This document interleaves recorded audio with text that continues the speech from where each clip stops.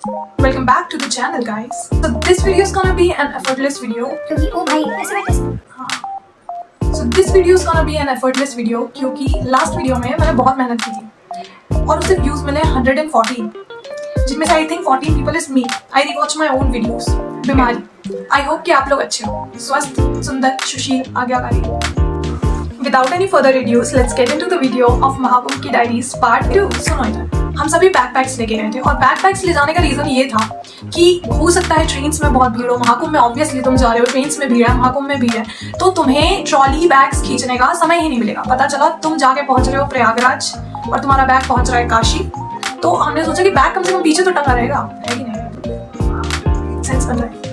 और ठंड के कारण हमारे बैग्स बहुत भर चुके थे, जिसके कारण हमारे बैग बहुत भारी हो गए थे. और जब हम महाकुंभ पहुंचे, ट्रेन्स में पहुंचे और भीड़ हमें कम दिखाई दी, तब हमारे समझ आया. और जो लोग ट्रॉली बैग्स लेके आए थे ना, उनको देख के लिटरल जेलसी फील हो रही. हम खाने के सामान तो ऐसे लेके गए थे जैसे कि हम लोग वहाँ सिर्फ खाने ही जा रहे हैं, पिकनिक मनाएंगे, बिछाएंगे और वहीं बैठ के बस दिन भर खाएंगे.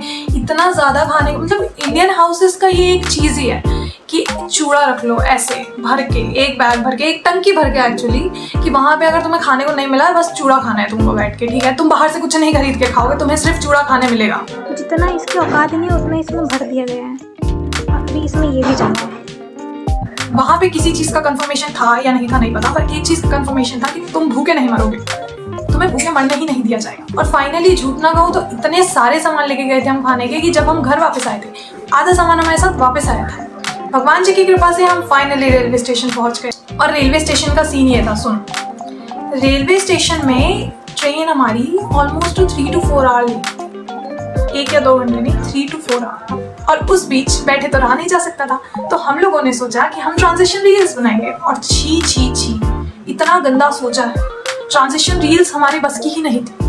1-2 मतलब 5-10 मिनट ट्रायल्स देने के बाद भी हमें पता चला कि हमें 1 सेकंड का भी शॉट नहीं मिला है. तो हम लोगों के एक चीज समझ आ गई कि जब दुनिया में लोगों को टैलेंट बट रहा था ना, तब हम लोग बेसिकली सारे भाई बहन फटे हुए बोरे लेके गए थे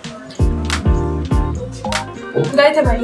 ट्रांजिशन रील्स बनाते बनाते हमारे एक चीज समझ आ गई 10 मिनट के अंदर कि ये चीजें हमारे बस की नहीं है. जब हमसे ट्रांजिशन रील्स नहीं बनी तो हमने सोचा चलो वो किया जाए जो करने में हम अच्छे हैं, समोसे खाए जाए.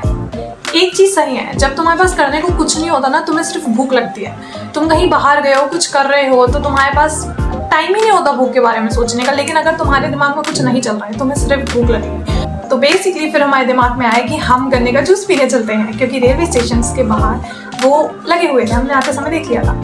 आंखें बहुत तेज है. फिर हुआ ये कि हम लोग गन्ने वाले जूस के पास, गन्ने का जूस वाले भैया के पास गए. फाइनली हम लोगों ने जाके गन्ना जूस वाले भैया को बोला कि भैया 6 ग्लास गन्ना जूस दे दीजिए आप. उनका रोलर घूमा भी नहीं था ढंग से कि हमें कॉल आया कि ट्रेन बस पहुंचने में. तो उनका जो एक बार रोलर चला भी था, उसमें जो 2 ग्लास गन्ने का जूस निकला था, उन्होंने एक उसमें ग्लास में निकाला, 2 ग्लास उसमें, और उन्होंने हमें पकड़ाया. हमने पेमेंट की और इस बेशरम के लेट बट जल्दी आने के चक्कर में हम लोगों ने दौड़ लगाई. रास्ते में भागते भागते हमारे गन्ने का जूस बाहर छलक रहा था, जिस कारण हम एक जगह खड़े हुए. हमने 2 सिप मारी अपनी गन्ने की जूस की ग्लास से और फिर हम फिर से भागे.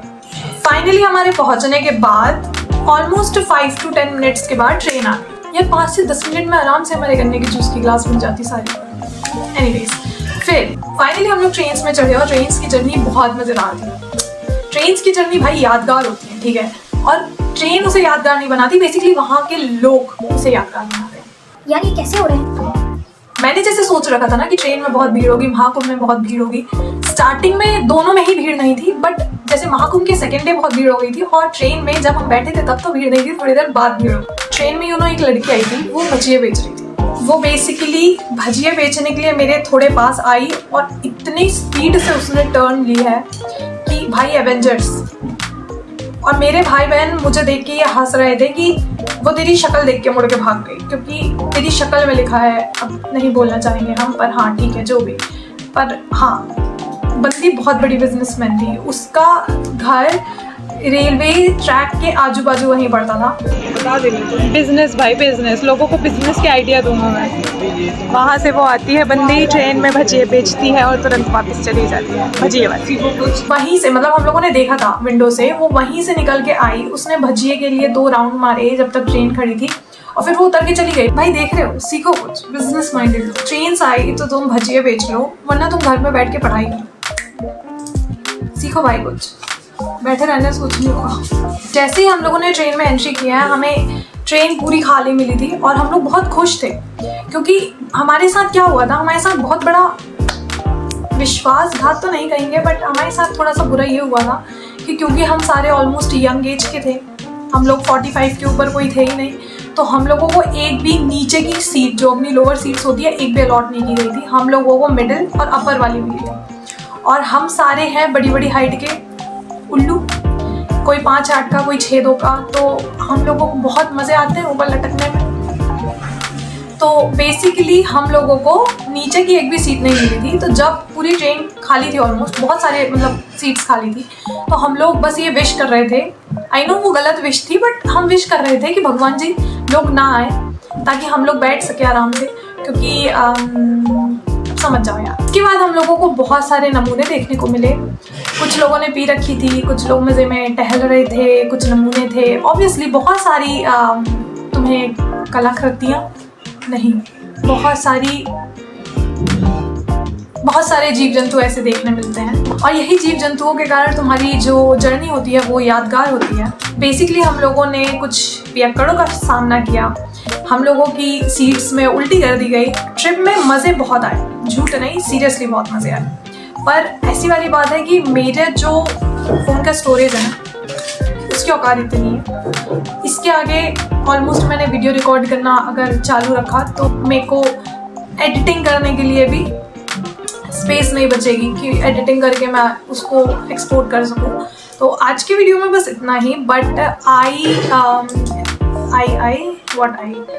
गारंटी यू कि इसके बाद जो एपिसोड्स आने वाले हैं वो और भी मज़ेदार रहने वाले हैं। So don't forget to subscribe. और ज़्यादा नहीं, 2 से 3 एपिसोड बाद हम लोग फाइनली, आई थिंक 1 एपिसोड और उसके बाद हम लोग फाइनली प्रयागराज पहुंच जाएंगे। I can't wait to finish this series, क्योंकि अपलोड करने में मेहनत लगती है, एडिट करने में मेहनत लगती है, फ़ोन अलग भरा पड़ा है। इट्स ओके, दुख भरे दिन जल्दी खत्म होंगे।